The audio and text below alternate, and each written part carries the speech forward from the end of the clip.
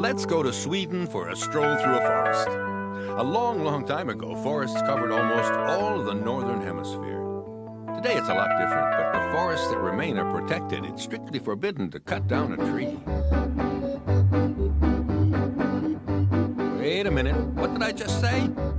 Hey, just because you're a beaver, it doesn't mean that you're above the law. Or at least I hope he's listening. Apparently not. All a beaver ever listens to is his stomach.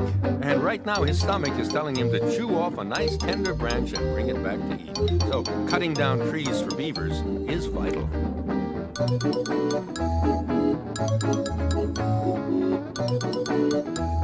Right, it's off to the lunchroom. A quiet place to one side where our outlaw can eat in peace. A beaver always arranges it so the tree cut down falls in the water, and that way the other forest animals don't have to wear hard hats, and it's easier to transport the wood.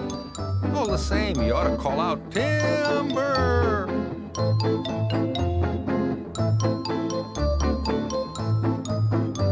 A beaver never hangs around the riverbank for long. In fact, though he looks relaxed, he is very, very, very. Here's a little demonstration. Boo! Effective, right? At the slightest alarm, it's instantaneous. The beaver dives underwater. On a good day, he can stay there, not breathing, for up to 15 minutes. He swims using his rear-webbed feet and his famous tail that looks like a frying pan. That's his rudder. When our submarine expert is finally sure that the danger is past, up he comes.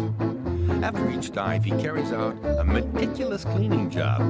Beavers are very careful about hygiene. But since he can't go shopping in a local supermarket to buy a bar of soap, our friend just uses his hands. And he's not afraid to rub hard.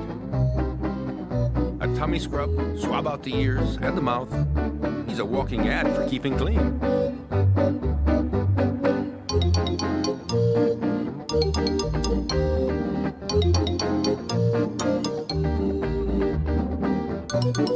While Mr. Beaver is busy scratching his belly, the female is doing lots of other things. In fact, she's the boss of the family.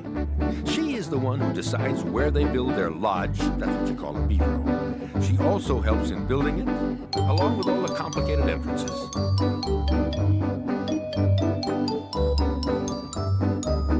In other words, she does most of the work, and believe me, it takes a lot of patience to build and take care of an amphibious house.